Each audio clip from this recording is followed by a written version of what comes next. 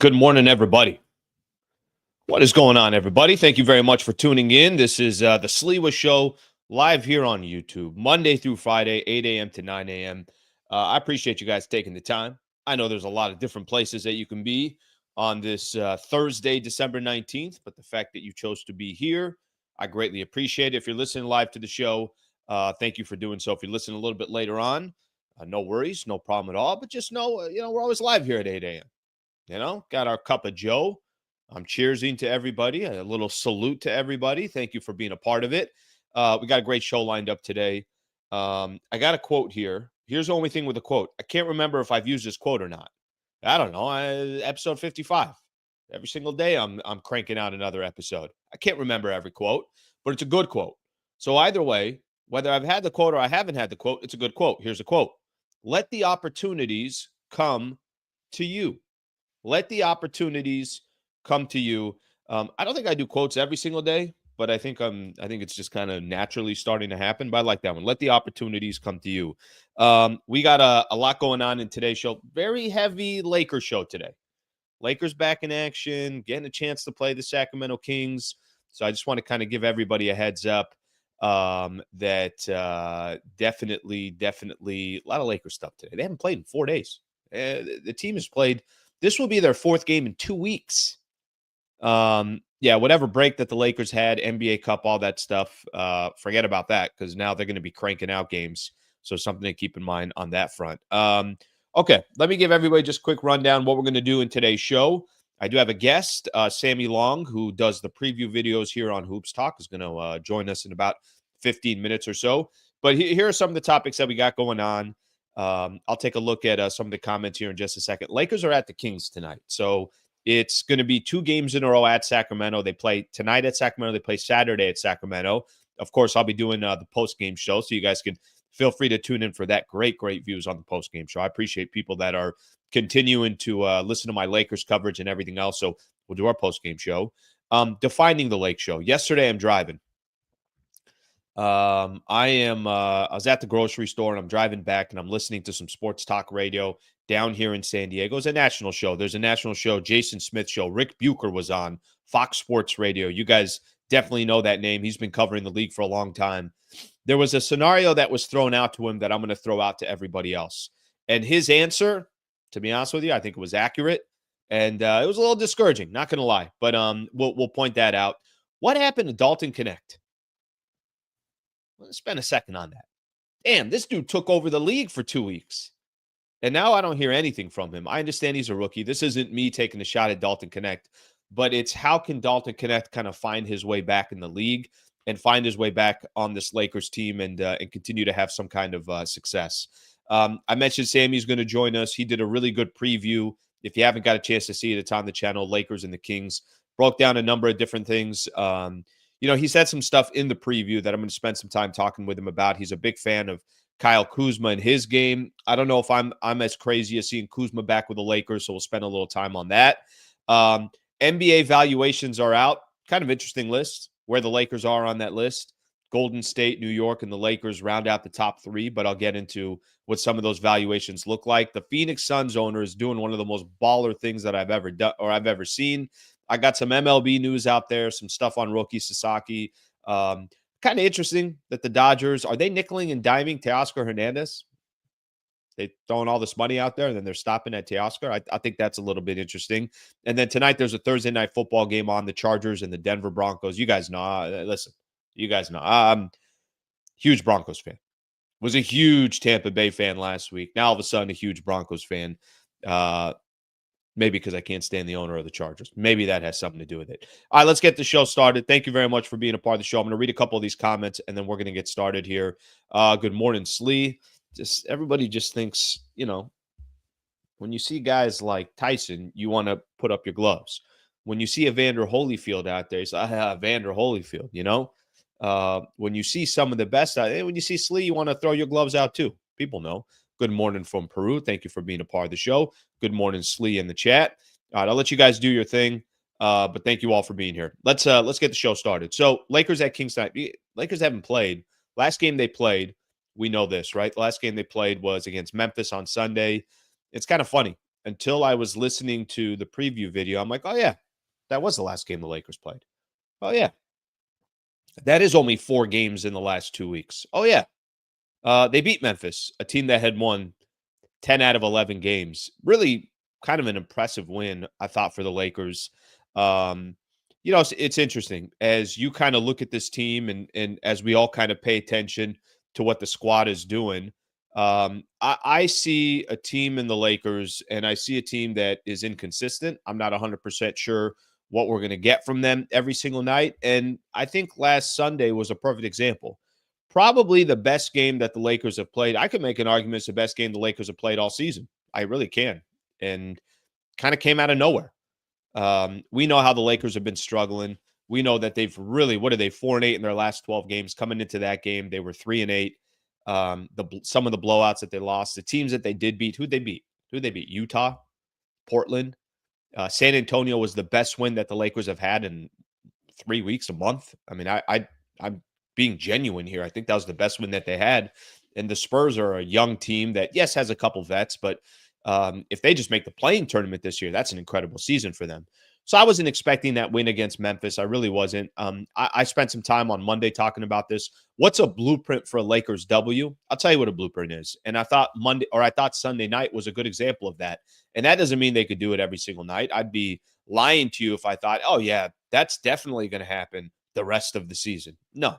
The blueprint was Anthony Davis needs to be phenomenal. He dropped 40, 15, 16 rebounds, whatever he had. I thought LeBron had a more efficient game and wasn't trying to play hero ball, which I think is important. I got to be honest with everybody. I think as this guy's about to turn 40 years old, there's too many times where that ball sticks in LeBron's hands. Other guys don't get involved. Everybody's staring. And I think that's important to point out that if the Lakers are going to have continued success, LeBron also has got to adjust his game a little bit and understand, all right, I got to use these other weapons. Even if I don't feel that confident in these other guys, everything has to run through Anthony Davis. And then when it runs through me, I got to be very, very smart about how I'm attacking the basket or how many threes I'm taking a game. So I thought LeBron had a good game against Memphis. I thought the defense won them the game. And how many times have we been able to say that over the last month? So the question now is, are they going to be able to build off of it against a Sacramento Kings team that, I think it's fair to say everybody understands this. The Lakers won that first game against the Kings. It was the third game of the season. But it's not like the Lakers have had a lot of success against Sacramento. You got 2 up in Sacramento. If you ask me, hey, are you taking the split? I'll take a split. We'll see what happens. They'll play them tonight. Can they build off some of the momentum that they had against Memphis? It seems like it was so long ago that everybody had to reset, but we'll find out. Certainly LeBron, Anthony Davis, all these guys should be ready to go. Hopefully health-wise the team is good and the Lakers will get back into action. So I was mentioning something. I was on the road and was on the road yesterday. So I'm driving back. Actually, it was kind of cool. Yesterday, I went to an event last night. My first radio gig was at a sports radio station in San Diego. It's called the Mighty 1090. And they did a holiday party yesterday. Just anybody who worked at Mighty 1090 over the years. I was there for about 5 years down in SD. And I got a chance to see some people I literally haven't seen in over 10 years. So it was cool to kind of see a lot of those people. My former owner at that station, his name is John Lynch. He's actually the father of John Lynch, the general manager of the San Francisco 49ers. Got a chance to connect with a lot of people I haven't seen in a long time. Anyway, driving back, and I'm listening to Fox Sports Radio. And Rick Bucher is on the Jason Smith show. And Jason Smith throws this guy a question. And I was like, okay, this is kind of let's see where this is going. And they're talking about the Lakers. He goes, Rick, let me throw 3 options for you, and you tell me which one is the Los Angeles Lakers. He goes, all right, throw the 3 out there. Are the Lakers a really good team? And, from this point forward, you're going to get the best version of the Lakers. That was one of the options. Are the Lakers a really bad team? And this is a squad that probably most likely is not going to be a contender, and they're not going to be in the play. They're just not a good team. That was the second option. And the third option he threw out there was, or are they just a very average team? And there's going to be nights like Sunday where you're like, hey, that was a really good win for the Lakers. And then there's going to be nights where, hey, that was an awful week for the Lakers. Got a couple bad losses, or you got blown out or something like that. And Rick Bucher basically is like, well, what did they do last year?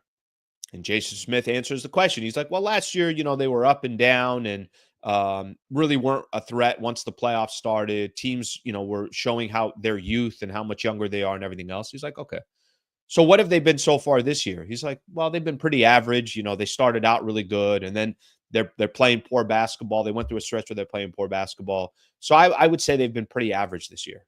Bucher's like, he just answered your question. Why would any of this change? Unless the Lakers go out and make some type of a roster change, what would make you think that they're all of a sudden going to become a team that's a contender or a real team in the Western Conference to watch out for? If they weren't that team last year and they have the same roster bringing them back this year, why would it look any different? And I think Bucher's point was, we're overanalyzing this Lakers team. This is who they are. What are they? Couple games over 500? Okay. They get off to a hot start and then struggled. But when you average everything out, are they probably an average team in the Western Conference? Can they impress you with some wins every once in a while? But can you have head scratchers saying, what the hell is this team? Why are they losing this stretch of games? Or how come this is a close game against this bad team? Or how come they lost by 20 plus points, or whatever the case is?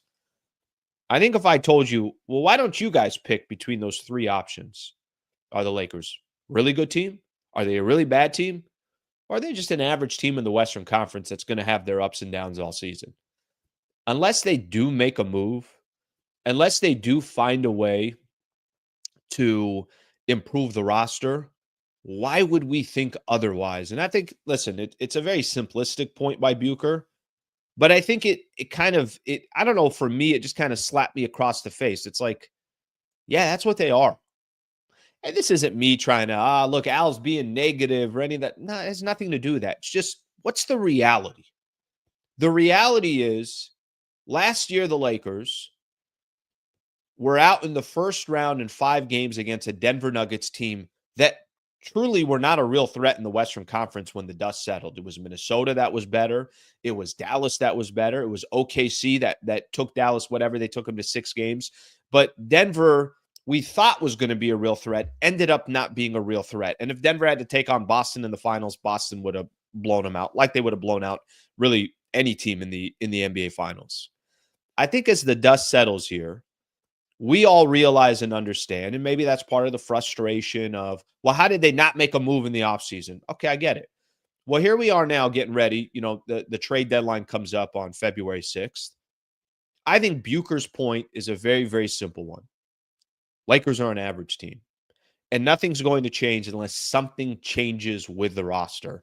So I thought that was in, some of the time that I was sitting in the car and I was going through this. I'm like, yeah, that probably is the best accurate opinion of somebody that has no tie to the Lakers. Doesn't matter what the Lakers do. It's just all about, let me just give my honest opinion. And I think that's where it is. Now, I was looking at something yesterday. I was looking at, there was an article. Actually, I was looking at this morning in The Athletic. And we've got a little bit into this, but Jovan Buha had, I'll read you the title, and this is going to kind of go into, all right, if they're an average team, then how do they step away from being average?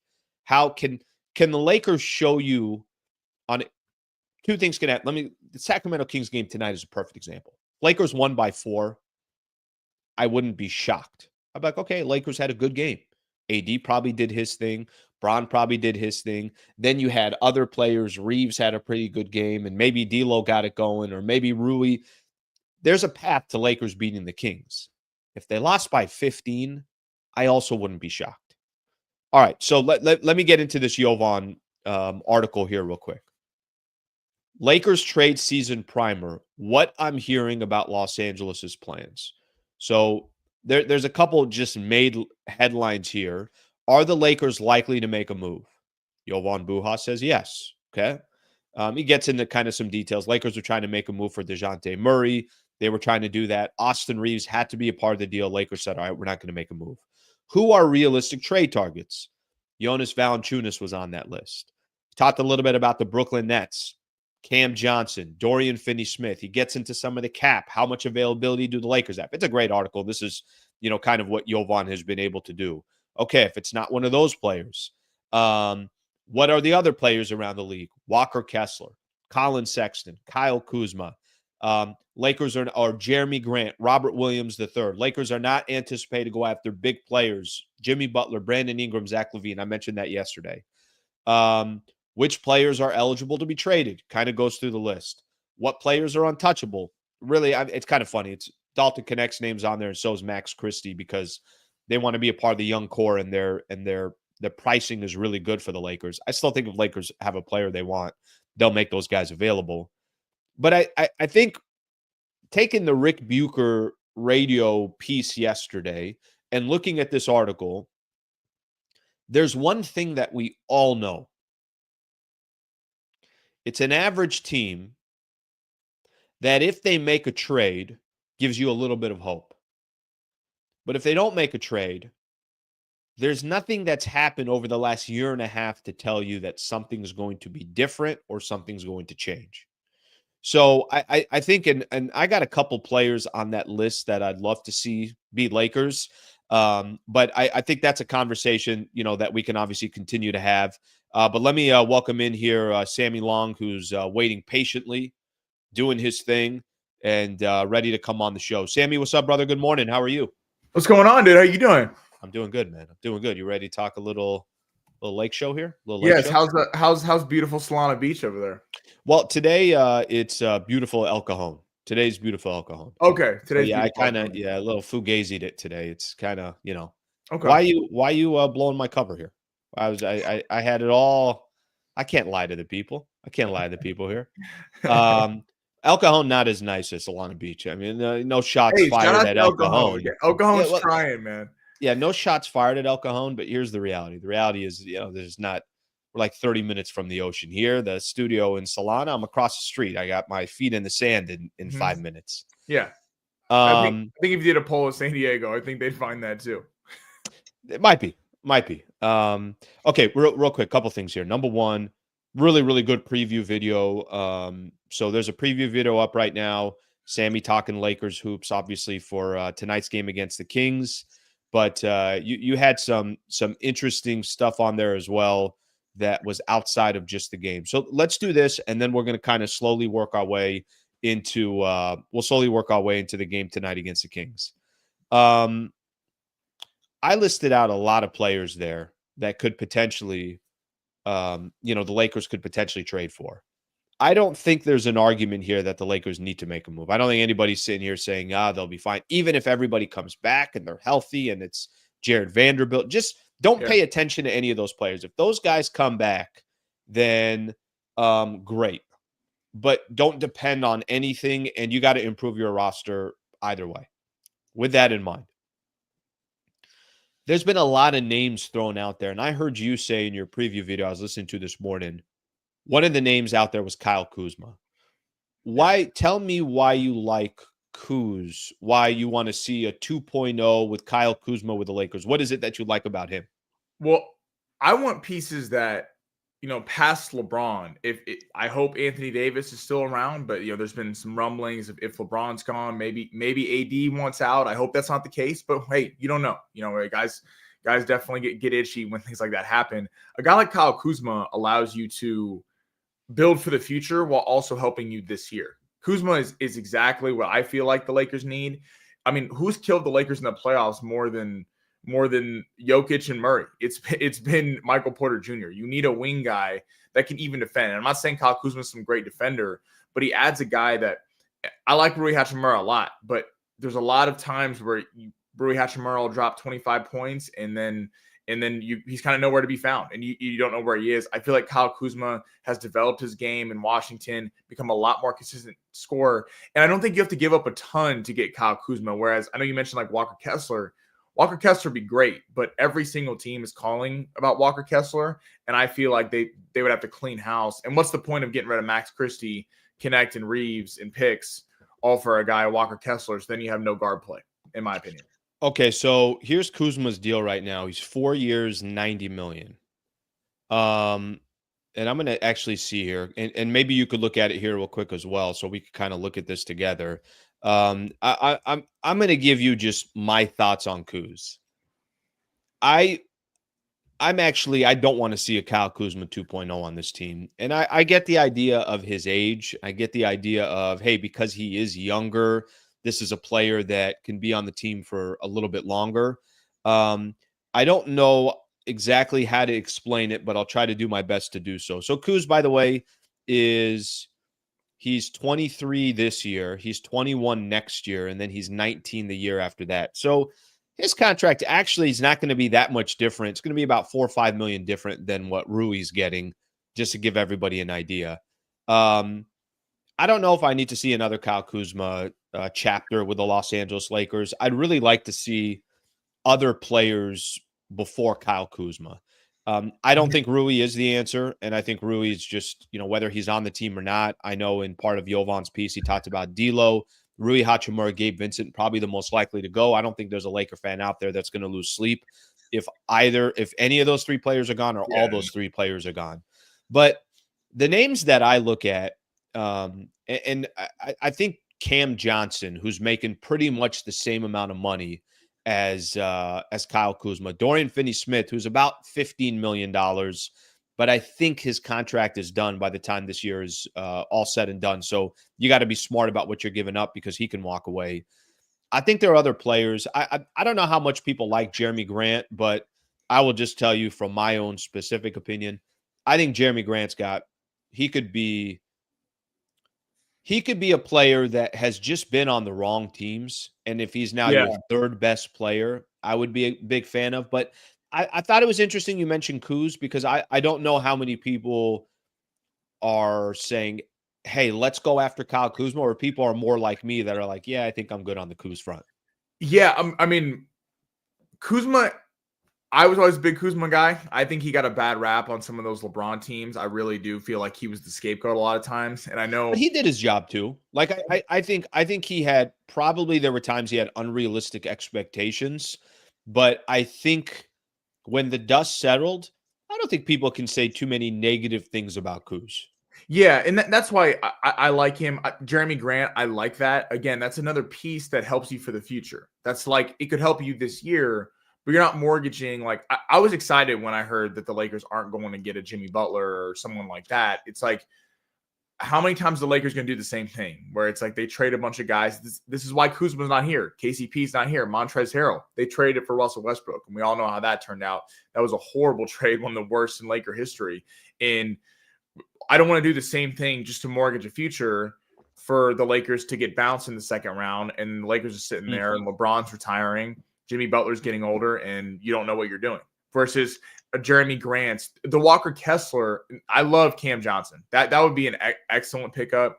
He was great with the Suns. He would be great on the Lakers. And Dorian Finney-Smith would kind of give you some flexibility with the Vanderbilt situation because he's a great defender, Dorian Finney-Smith, and he adds a three-point shot. But that all kind of depends on Vanderbilt. Is Vanderbilt really coming back? Because it kind of feels like he's not at this point, because every few weeks we're getting news that he's pushed back and pushed back. He hasn't played since February. So, but those pieces I think would not take a lot to acquire and would help the team now and later. So something to keep in mind, Jerami Grant is not cheap. So he's 20, almost 30 this year, then 32, 34, and 36. So if you're investing in a Jerami Grant, look, there's certain players in the league. Jerami Grant's a good example of it. He better be the third best player on your team. Right. If he's not the third best player on your team, you don't have a good enough team. That's what hurt D'Angelo Russell and Rui Hachimura. Is D'Lo was supposed to be the third best player on your team, and he's not. And some nights he is, and sometimes he's the eighth best player on the team. And there's zero consistency there. And Rui's kind of the same way. I think Rui gets less of the brunt, but there's just not a lot of consistency night in, night out. And Reeves isn't good enough to be the third best player on the championship team. Right. If Reeves is a 4 or a 5, it's excellent. But a 3, again, Reeves is probably more consistent than those guys, but not consistent enough. Okay, so on I think we all agree with this. I think that's this kind of the easy conversation. It just comes down to, all right, well, what players should the Lakers be targeting? Which are the guys that fit the most? Which are the guys that you feel like is would complement LeBron and Anthony Davis? Is this a short-term deal? Is it a long-term deal? I know Valuations' name is thrown out there. That's obviously a short-term deal. I don't know. I got to be honest. I think as much as the Lakers want to think long-term, it's tough. It's tough for them to think long-term because you know that there isn't a long-term roster that's on the team. There's a lot of role players that you don't feel like are going to be on the squad. LeBron is clearly, 2 years from now, I'm just going to assume LeBron is no longer in the league and no longer on the Lakers. Let me ask you a front office question real quick. Are you confident? I had Jake Fisher on earlier in the week, and here's somebody that really does not have a tie to the Lakers. And I asked, hey, give me your opinion on the front office and Rob Pelinka. And he, I think, put some perspective there. He's like, listen, Pelinka's made out to be a lot worse than he actually is. When he went out and made the trade, he had to trade for Russell Westbrook because that's what, LeBron wanted. And right. He kind of just had to kind of listen to, and maybe he's early on in his tenure as well. Okay, that happened. What he got back for Russ got you to the Western Conference Finals. He hasn't really made a move since then. Do you have confidence that Pelinka can rebuild this thing this year to actually really be in the mix of the Western Conference? Do you feel that he can do that, or do you have doubts on that? I'm curious if he's going to really try to do it with LeBron, because LeBron looks different this year and he doesn't look as good and he looks like he's lost a step, and you're starting to see turnovers, a thing that LeBron never really did in bunches. I'm Rob, I go in and out on. I probably like Rob a little bit more than some people in the sense that getting D'Lo in that trade for Russ. I mean, he fleeced the league in that. That was the Lakers were going nowhere that season, and got Vando. I think Beasley came over. Rui they did with the second round, or I think the second round picks they got with the Wizards. Right. So it's like, it's hard for me to kill him. I think LeBron deserves, to your point, a lot of fault in the Russell Westbrook trade. I don't know that they go get Russell Westbrook. Remember how weird it was? It was like 20 minutes before it was reported that Buddy Hield was coming to Lakers and Miles Turner. And then all of a sudden that deal just died and it went to Russell Westbrook.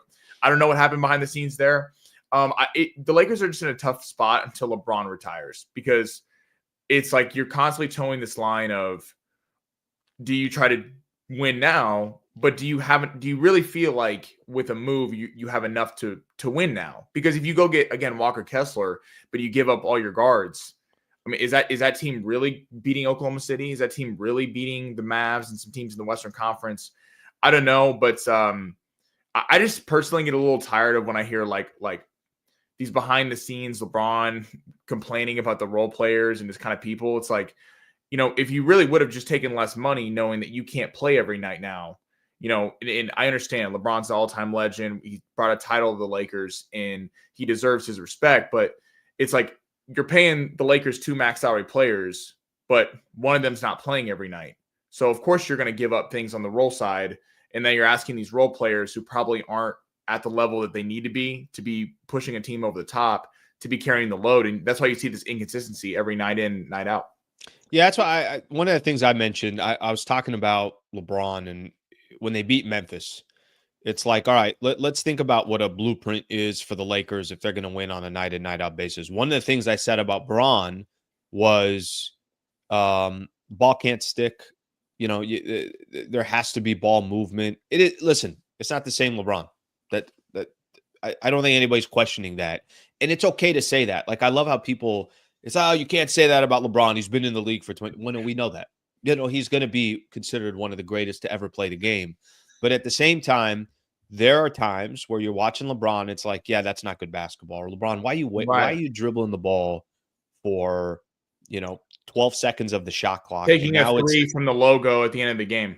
Yeah, there's certain things that happen. It's like, that's just not good basketball. And by the way, I will also bitch and complain about Anthony Davis. There's times where Anthony Davis, I'm like, AD, you want to act like you're one of the best big men in the NBA, or tonight you don't want to do that? Yeah. So it's not that this is, just at Braun or anything like that, but there are definitely moments where, and I like what you said about, think of Pelinka's situation right now. Pelinka's situation is, I'm trying to compete for a championship.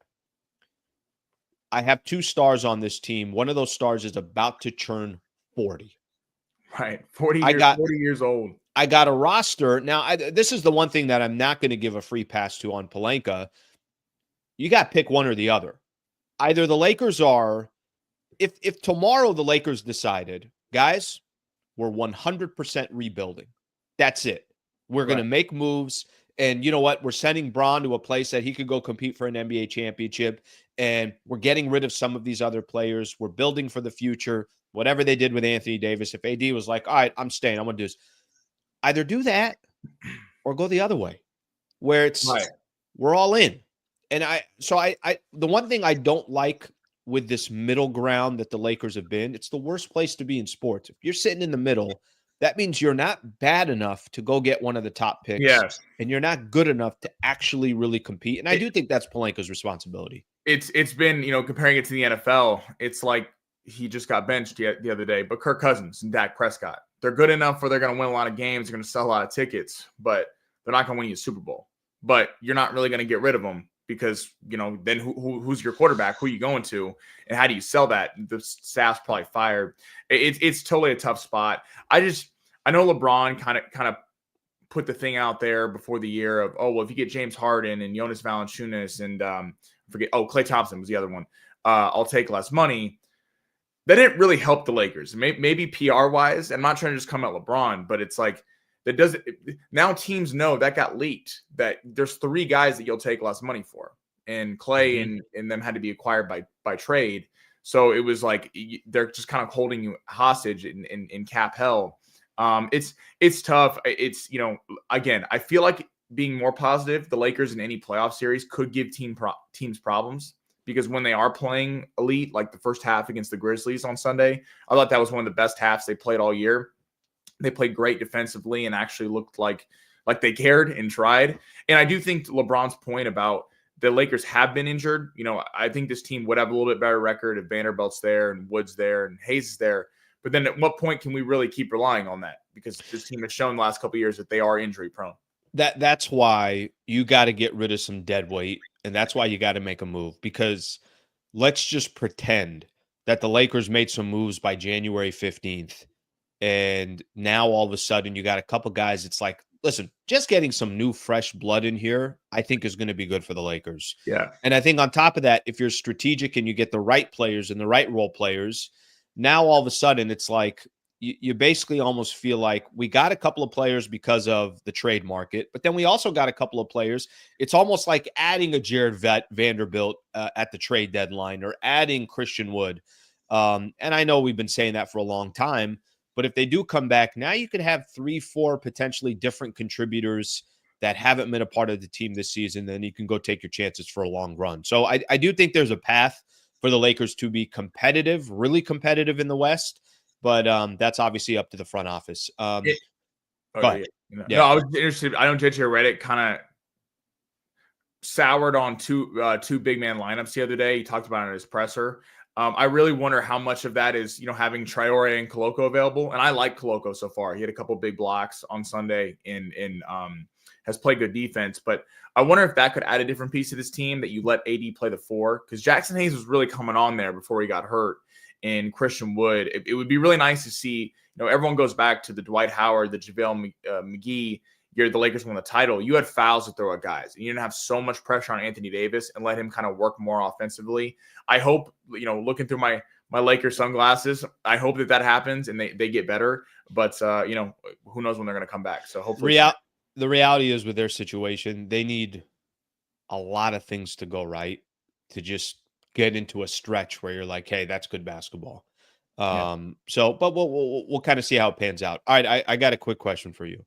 What player do you think I'm talking about? Okay, I'm gonna give you some stats here, and you tell me which player you think I'm talking about.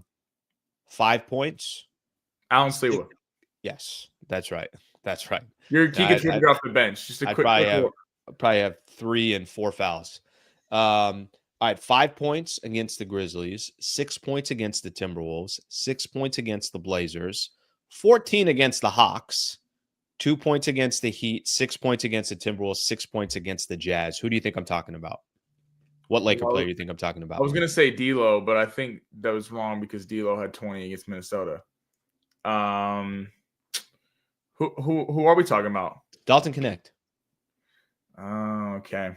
Yeah. Here's my question on Knecht. By the way, look, the guy's a rookie, so those who think I'm trying to demolish Dalton Knecht, I'm not. But what I'm trying to do is, how crazy was he had a 2-week stretch here. That's all we talked about. This guy came out of nowhere. This guy became a huge contributor for the Lakers.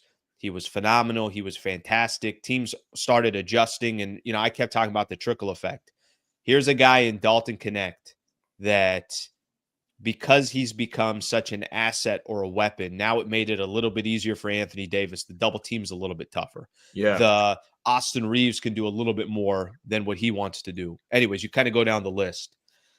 I really, really would like to see, and I don't know if I know the exact idea and the option here, but I'd really, really like to see Dalton Knecht. The only thing I don't like about his stat line, I don't care that he had 5 points and 6 points. I don't like that he's only taking 4 shots in a game, taking 5 shots in a game. That's the big problem, yeah. Taking 4 shots in a game.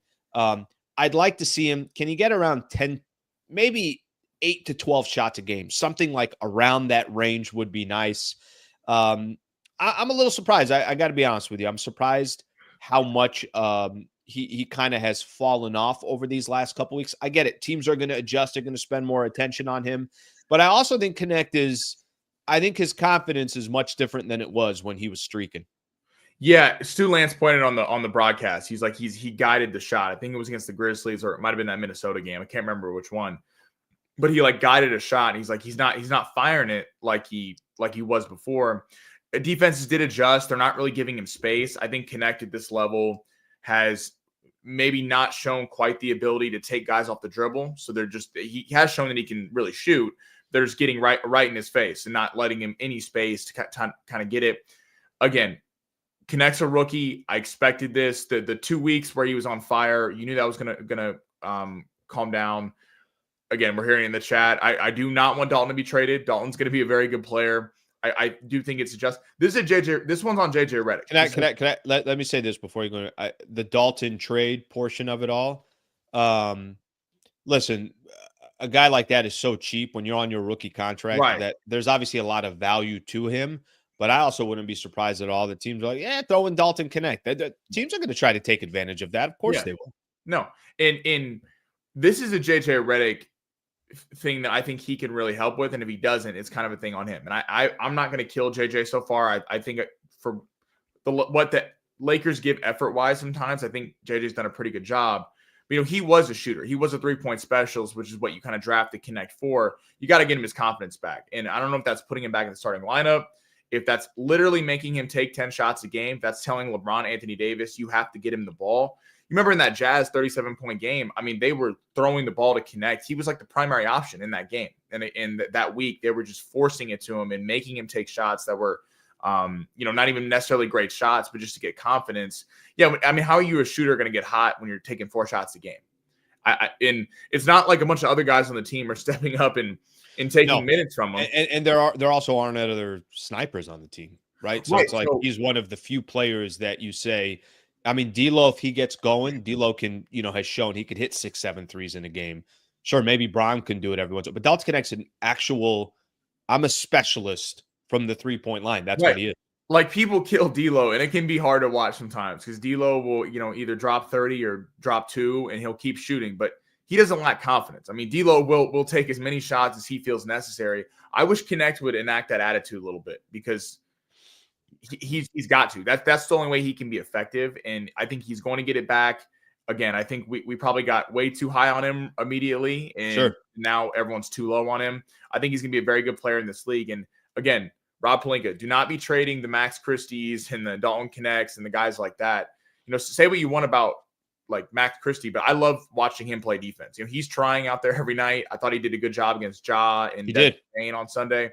I love to see Max and Knecht get some run together. They're just guys that try hard and hey, if you're not gonna play defense, you're not gonna play defense. Yeah, that's kind of the unique situation that they're in, because if I'm a team that's going out there and I'm trying to make a trade with the Lakers, I am trying to get, hey, can I grab a Dalton Knecht in this deal? Can I get a Max Christie in this deal? And frankly, I think the Lakers are in a position. I don't know how picky they can be. Like I said, Right. This whole thought process of they're thinking of the future, are they? I don't know. It's going to tell you right now if they go make a deal and they give up 2 first rounders, they're not thinking of the future. You know what I mean? Well, Like and I think they're thinking of the future to an extent.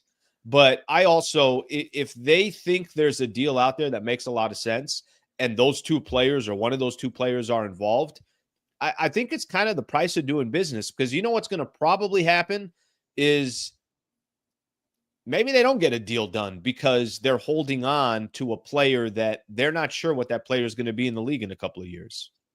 right, totally. And I think the league has started to undervalue first round picks a little bit. We got in this mode where the NBA was kind of like, yeah, the NFL first round draft picks are huge. Their guys are expected to come in and start or push for time immediately.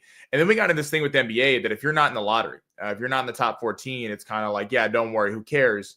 And you see these teams like Oklahoma City that literally just loaded up on picks and took a bunch of guys, and hopefully a couple of them hit, and they did. And look where they're at. I don't think trading away a bunch of first round picks, as you're seeing, there's kind of been this flip. It used to be, let's take high upside guys, maybe European players who aren't even coming to the NBA right away, but could be coming later. And you're taking the Dalton Knechts, the Jaime Jaquez Jr., the Brandon Podziemskis of the world in the later part of the first round. And you're seeing guys contribute, and you're seeing this on other teams. I don't think it's smart for the Lakers just to dump picks for a guy who might not be here in a year and might be on the older side. Yeah, I think that's part of the in-between part that it makes it difficult for the Lakers, where what direction are you going in? Are you all in, or are you rebuilding? I don't think you can be in the middle. I mean, me personally, I think at the end of the day, if they find a player that they like, that they think, obviously Right. can be a part of a team for a couple of And years, young. it could be a part of the team for a couple of years, then I'm not stopping at really anybody on the roster, to be Yeah. completely honest with you. I don't think I'm stopping at anybody. Okay, so you did a preview video a little bit earlier. Lakers are at Sacramento tonight. To be honest with you, I haven't paid all that much attention to the Kings. I know the Lakers played them third game of the season. They won that game. They've struggled against Sacramento for a while. Domantas Sabonis, Anthony Davis. I think AD's first win against Domantas Yeah. Sabonis, 0-10, 0-11, whatever that record was. Tell people that are here, give us a little bit of background on the Kings and the game tonight. So these 2 games, so the Lakers are in a unique spot. They're playing in Sacramento tonight, and then they're playing on Saturday in Sacramento again. This will be games 2 and 3 of the series. The Lakers, they'll play them one more time in LA later this year. This is a huge 2 games to the Lakers. I think this will really dictate where the season goes. I'm not trying to be dramatic, but it's just you need tiebreakers against these teams in the West. And they're sitting at the 12th spot right now, the Kings, right outside. But they're a pretty good team, and you knew with DeMar DeRozan, it was going to take a minute for them to kind of get things adjusted and things going there. So the Lakers really need to split or hopefully take both of these games, because you don't want to be at the end of the year not having a tiebreaker against Sacramento when you're fighting for the same spots. The Kings are good. Obviously De'Aaron Fox always has huge games against the Lakers. Domantas Sabonis, they usually go like 7 deep in the rotation. Malik Monk or Kevin Huerter kind of switch off the bench. Huerter was hurt, should be back for this game. DeRozan's averaging around like 23 points a game, so he adds another scoring threat. This team's lethal. They can hit you from anywhere on offense, but they don't play any defense. Like Keon Ellis is like their only defender. He's a young player. He leads them with like 1 block per game. He'll probably be deployed on whoever's the hottest Lakers shooter. But the Lakers got to score tonight. This I promise you, whatever the over-under is in Vegas, you're betting the over, because the Lakers don't play defense and the Kings don't play defense. So I expect a lot of scoring tonight. But the Lakers really need to get this game. This is a big 2-game series here right before Christmas. Yeah, I think I take a split. If you get a split, I think at this point I'm grabbing that at Sacramento. Here's the one thing. I'm not sold on this Kings team. I thought in the offseason there was some chatter about them potentially trading for Lauri Markkanen, right? And I thought, hey, if it actually felt like a very Kings thing. Either go all in and go get Lauri Markkanen and be one of the elite teams in the Western Conference, or I think you're settling for DeMar DeRozan at this stage of his career. He's not a guy that's going to, he's not adding defense to your team or adding something. What you just said about they're all offense, they don't play defense, that's why I don't take them serious. I think now that doesn't mean that they're not going to beat the Lakers in 2 straight games. That can definitely happen. But the bar of them. Let me ask you this: when the dust settles, there's 8 teams that get into the playoffs. Which teams? I'm gonna throw this your way. Who gets in? Do you think Minnesota or Sacramento gets in? Minnesota. Do you think the Warriors or Sacramento gets in? We'll say Warriors because of the past, but that one's tight for me. Phoenix or the Kings? Phoenix. I don't know if they get in. And I'm not talking the play-in. I'm talking about, dust settles. There's 8 teams in the playoffs.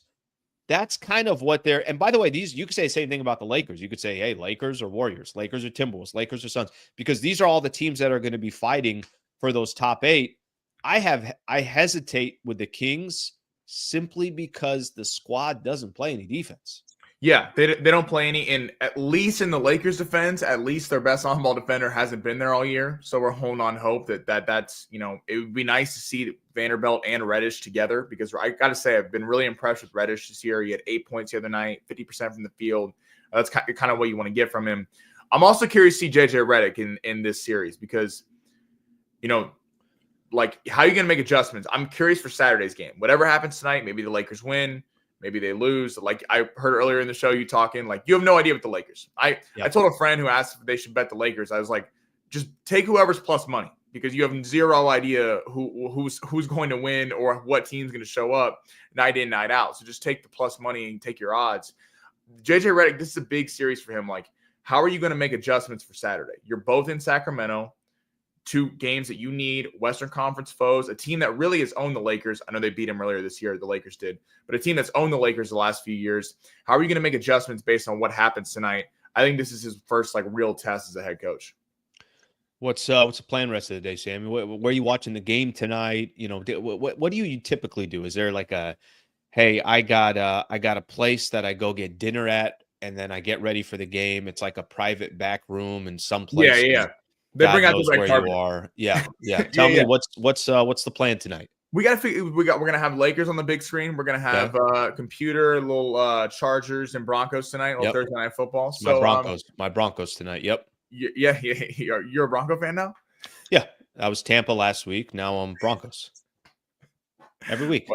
You gonna come up with I get every squad. Knicks jersey, whatever it is. Okay. Send me any jersey that you want. I'm in. Baker and Bo.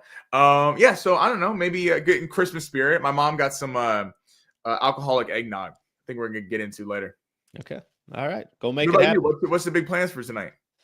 Well, tonight, focus on Lakers basketball, and then we get a post-game show. We got work to do, Sammy. Nobody. You can't be drinking during the game like the rest of us. Not everybody has this lush life that you have, where you could just kick back and throw your feet up and money coming from every angle. We'll watch some Lakers basketball, and I'll look for. I haven't done a post when it goes this long without doing a post game show. I haven't done one since Sunday, right? Yeah, it's so weird. This is their 4th game in 2 weeks. That never happened. I know, it's felt odd. It's like very odd. What is this, the off season? Is it preseason? I can't even tell what this is. So too long of a break. I saw you on the post game show on Sunday. You were really working that jab. I saw you were in the gym hitting the bag. Yeah, I was. Usually, I throw a couple jabs and then I take a breather. You know what I mean? I put my hands like on my hips. Like I might need a second here. I might need a second. Yeah. And during the middle of a boxing match, that's good too. You just that's smart. Hey, give me a break. Hey, man, chill. 3-minute rounds, and I'm like at 2 minutes and 30 seconds left in the round. I'm like, I'm gonna use one of my timeouts. Yeah. You don't get timeouts. Yeah. You don't get timeouts. All right, brother, go handle your stuff. Thank you for the preview video, and thank you for coming on. All right, bud. Awesome. Thank you, Alan. Thank you, everybody. Right. Sammy Long right there. Sammy Long, everybody. Making it happen, Sammy Long. Yeah, it's interesting. A lot of topics, a lot of conversations. I do disagree with him on some of the trade players that we were talking about. I mean, if I could be honest, I don't know if I'm holding on to if there's a player out there I want. Yeah, it'd be nice to keep Max Christie, but that's not stopping me from making a move. If I look at a couple others, I know we were pointing out specific players like Kuz, and some people like Kuz, some people don't. I'm good. I don't know. I've seen that, been there, done that. I'm ready to move on and kind of have different players that are a part of the squad. So, but he's doing a great job. And one thing with Sammy, I'll give him a lot of credit for. He's opinionated. That dude's only like 22 years old, It's opinionated. He knows his stuff. He enjoys doing it. So if you guys want a kind of a breakdown and a preview on the channel, we're breaking down the game coming up. Okay. Let me finish one thing here, and I'm going to get to some of the NBA valuations, and I got a couple comments that I want to get into as well. Real quick, just final thing on Dalton Knecht. Yeah, that could kind of fell off a cliff, to be honest with you. Now he's a rookie, so let's. I don't know if we all should have been expecting a crazy amount from Dalton Knecht, but he did. Dalton Knecht was the talk. Everybody was, obviously excited about what he was doing, and then it's like crickets from him. Here's the only thing I want to see from Dalton Knecht moving forward. I'm sure right now he's in his own head. I'm sure Dalton Knecht is sitting back right now and saying, geez, man, I mean, should I be taking the shot? Should I not be taking the shot? Guys are overplaying me. Look, I'm just 2 of 4 from the field.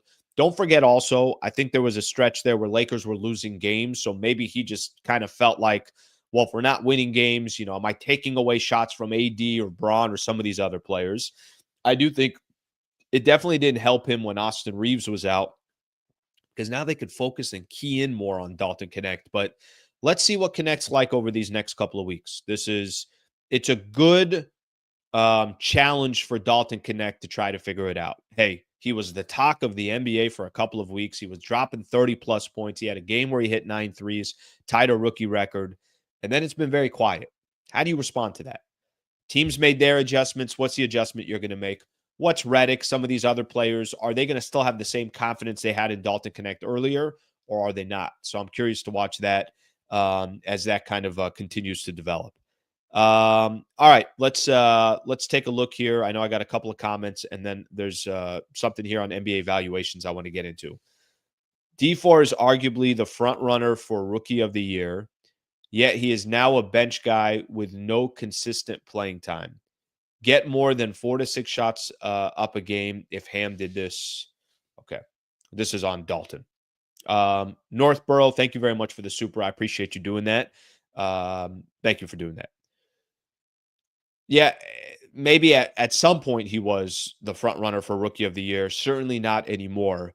I got to be honest with you. I don't know if this is much on how much of it is on JJ, how much of it is on the coaching staff, and how much of it is just this is part of the NBA. And if you're depending on a rookie on this Lakers team to do what he did over that 2-week stretch, then you're probably in trouble, right? Then if you're depending that much on a rook, then there's probably other situations that you're dealing with, because what Dalton Knecht should be a luxury. He should not be a necessity.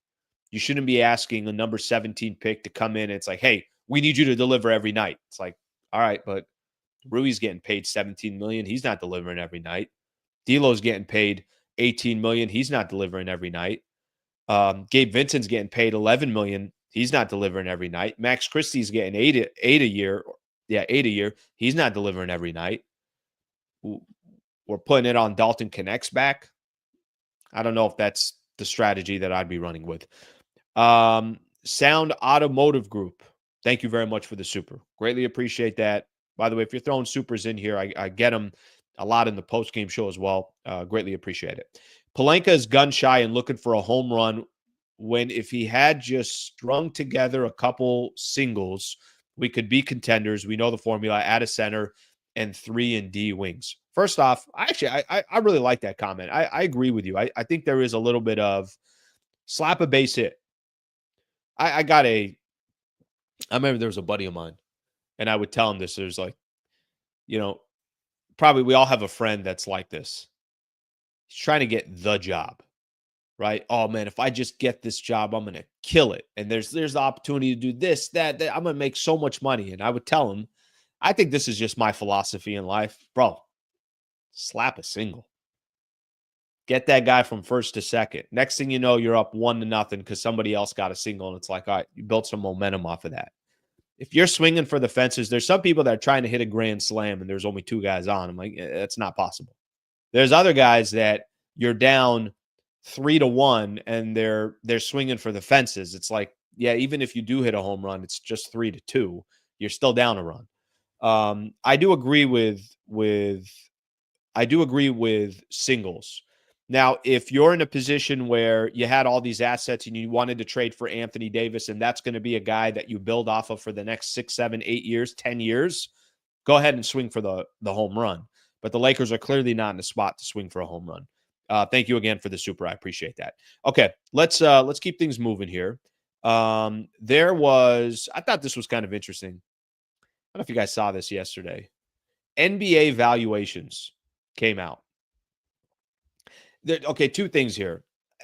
I'm going to kind of give the explanation. So they're valuing the top franchises in the NBA. Here's the top three. The Golden State Warriors, the New York Knicks, and the Los Angeles Lakers are the league's most valuable franchises by a wide margin, Sportico announced in its annual assessment on Wednesday. The Warriors are worth $9.14 billion. The Knicks are worth $8.3 billion, and the Lakers are worth $8.07 billion, according to the report. The most in the U.S., the Dallas Cowboys are the most valued franchise in all of sports in the United States. I'm sure Barcelona, Real Madrid, there's other soccer franchises that are worth more. Cowboys are valued at $10.3 billion. You know what's kind of interesting about this? I know people are probably going to look at this and going to say, what? The Warriors are worth more than the Lakers? How's that possible? Well, I'll tell you why it's possible. Here's what the Lakers don't have. That arena, Crypto.com arena, it's not their arena. Lakers, that's not their arena. Golden State Warriors own the Chase Center. The Knicks own MSG. That's why their valuations are more than the Lakers. By the way, I don't believe any of these valuations. If the Lakers went up for sale tomorrow, they're not selling for less than $10 billion. They're not. You're making an assessment based on what we think the value is, and that's without the Lakers owning their property. They don't own the real estate that they play in. There's a reason why Steve Ballmer, by the way, Ballmer and the Clippers, you know how much the Clippers are worth? They're worth $5.68 billion. You want to know why they're worth almost $6 billion? He went and paid $2 billion for a stadium and built his own stadium. That's why they're top 10 in the NBA, almost top 5 in the NBA. They might be top 5. I think they are, actually. That's why they're worth, right now, the Clippers are worth more than the Boston Celtics. The Celtics also don't own their arena. The only two teams in the top 10 valuations that don't own their arena are the Lakers and the Celtics, which is a little bit odd, to be honest with you. And they're still worth what they're worth. If tomorrow the Los Angeles Lakers went up for sale, there are only a few franchises that are as popular as the Los Angeles Lakers. Equal or maybe a little bit more popular. You could say the Cowboys. You could say the Yankees. You could say Man U. However, whatever conversation you want to have, they're all in the same kind of conversation. If the Lakers went up for sale, think about the bidding war to own the Los Angeles Lakers. Franchises like this don't go up for sale very often. Obviously, when the Lakers bought it, or when Dr. Jerry Buss bought the team back in 79 or whatever it is, kept it within the family. And I don't think the Buss family will sell, and nor do I think they should. That's their family franchise. And again, you don't get many opportunities to own a team. Can you imagine if the Lakers went up for sale and the market and the bidding war? Think of groups like the Guggenheim Group, and think of how it could be either an individual owner or it could be groups now that would try to jump in. And that's kind of where sports is going. You got more groups that are buying franchises and teams. They're not selling for $8 billion. They're selling for a lot more than that. And that valuation is based off of not owning your real estate, not owning the arena that you play in. If they owned the arena they played in, Lakers would be selling for $14 billion. But Warriors are number one on that list, and that's the reason why they built Chase Center. They built it in San Francisco. It's on the water. The Warriors have obviously had incredible success. They're in a great market, and they own their real estate. Same thing with the Knicks, but Lakers are at $8.7 billion. To round out the top 10, so Brooklyn's number 4, Clippers are number 5, Boston's number 6, then it goes Chicago, Miami, Houston, and the Toronto Raptors is your top 10. 3 franchises at the bottom, Minnesota, New Orleans, and Memphis. Memphis, the least valued team in the NBA at $3.06 billion. You know, it's a pretty good investment, owning a sports team. Yeah, owning a sports team sounds like that's a pretty good investment. Okay, I got a couple things here real quick on the MLB front, and then we're going to call it a day. Appreciate you guys all hanging out. Thank you to Sammy for being a part of the show as well. Quick reminder here, if you've yet to subscribe to the channel, subscribe to the channel. We're doing this Monday through Friday. Really, really, really trying to give you guys what I think you guys are looking for, and just trying to put together a good sports show. That's the goal, and then, of course, doing Laker post-game shows and everything else. Before the MLB news, one thing I want to point out, since we're talking about ownership and everything else, the Suns owner, Matt Ishbia. Did you guys see this yesterday? Phoenix Suns owner, Matt Ishbia, this is a story from Joe Pomplione, has announced new concession prices.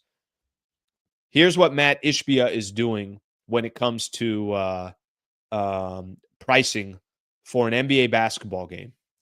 $2 hot dogs, $2 waters, $2 sodas, $2 chips, $2 popcorn. A family of four used to spend $98 on hot dogs, water, popcorn, but will now pay $24 instead. Somebody's obviously complimenting him. He's getting a lot of love for this, Matt Ishbia. Can I tell you guys something?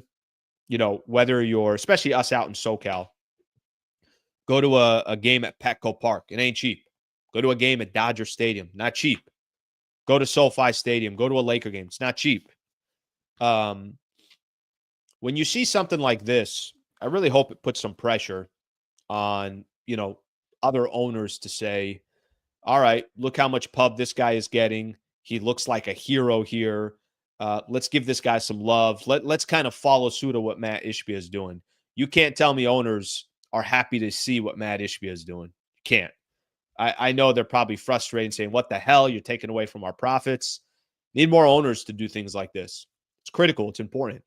Not easy. It's not cheap to go to a game or a sporting event, or you got a family of four, you want to take your kids. You're dropping a lot of money. What do the tickets cost? What does the parking cost? I love what Matt Ishbia did. You might like the guy, you might not. He's obviously a billionaire and is trying to kind of change the perception of the Phoenix Suns. Maybe he'll have success. Maybe he won't. Maybe he'll win a championship. Maybe he won't. That's a big time move from him. And hopefully there's a little bit of a trickle effect that they can, obviously start putting a little bit of pressure on everybody else. Couple things here real quick on MLB news I'm going to get into. Roki Sasaki, Yankees have officially scheduled in-person meeting with Roki. Okay. Red Sox are very serious about making a pitch to Roki Sasaki. Mets are top three to sign him. We know the news about the Dodgers and the Padres. Basically, there's 39 teams that have interest and are involved in Roki Sasaki. There's no news on Roki. Everything is just completely pie in the sky. You kind of take your guesses of what you think is going to happen. And now there's more teams in the mix. There was a quote yesterday from the owner, Steinbrenner, basically saying, hey, he wants to be the greatest pitcher of all time. What a thing it would be for him to do it in a Yankee jersey or at Yankee Stadium. Like I said, the Red Sox, it's so funny, the report, very serious about making a pitch. But that's the report. And then the Mets think they're top three. So every single team is obviously going to try to make a case for Roki Sasaki. I really don't think there's any other news. The last thing that I'm going to mention that probably deserves a little bit more attention, but we're coming to an end of the show. Are the Dodgers trying to nickel and dime Teoscar Hernandez? I got to be honest, I'm a little confused on Teoscar. There was a report. MLB's Mark Fensand provided an update on Teoscar Hernandez.